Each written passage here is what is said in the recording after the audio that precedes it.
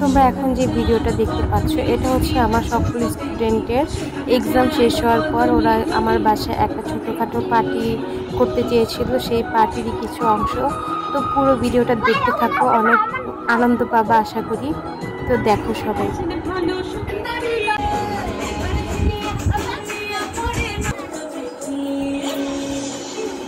Ready ঢং করো।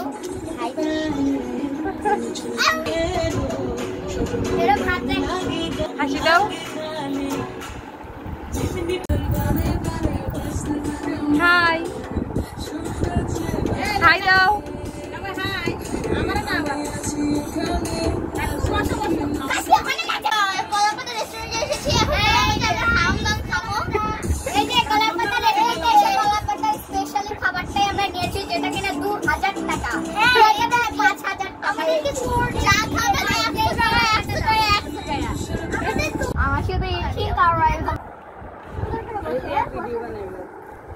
রাইসাপু,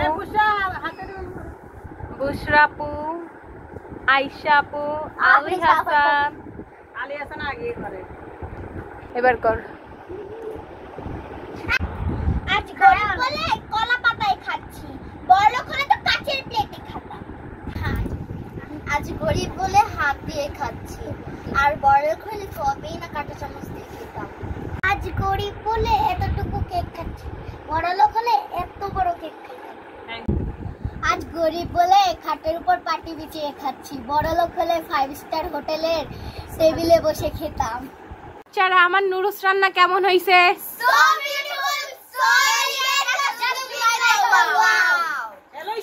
জীবন দিলে দিবা যাতা, জীবন দিবাঙ্গ জীবন যাতা। পলাশ ভাই পলাশ ভাই, পলাশ ভাই পলাশ ভাই, পলাশ ভাই পলাশ ভাই। জীবন দিবা যাতা, জীবন দিবাঙ্গ জীবন যাতা। পলাশ ভাই পলাশ ভাই, পলাশ ভাই পলাশ ভাই। সরাই ফেলো। চিয়ার্স। আপনি জানি স্যার এটা আমাদের দেশের জাতীয় মাছের নাম কি? পাঙ্গাস। কেন?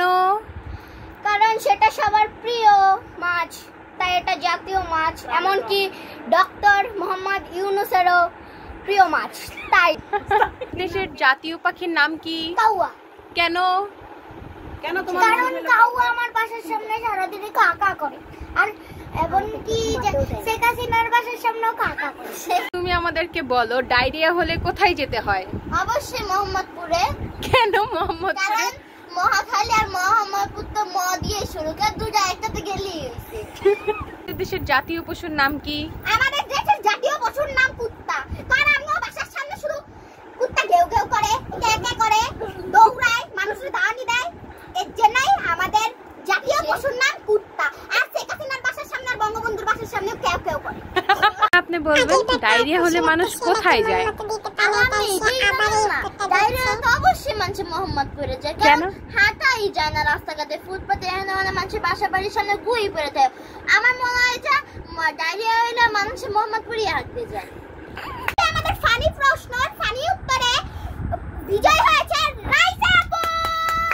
তাকে গিফট দেওয়া হচ্ছে সবাই, কারণ সে বলেছে ডায়রিয়া হলে মোহাম্মদপুর যেতে হয়। গুড উত্তর, ভালো উত্তর। ডায়রিয়া হলে কি না যেতে হয়। আমাদের এই ভিডিওটা ভালো লাগলে লাইক, কমেন্ট, শেয়ার করে পাশে থাকবেন। সবাইকে ধন্যবাদ।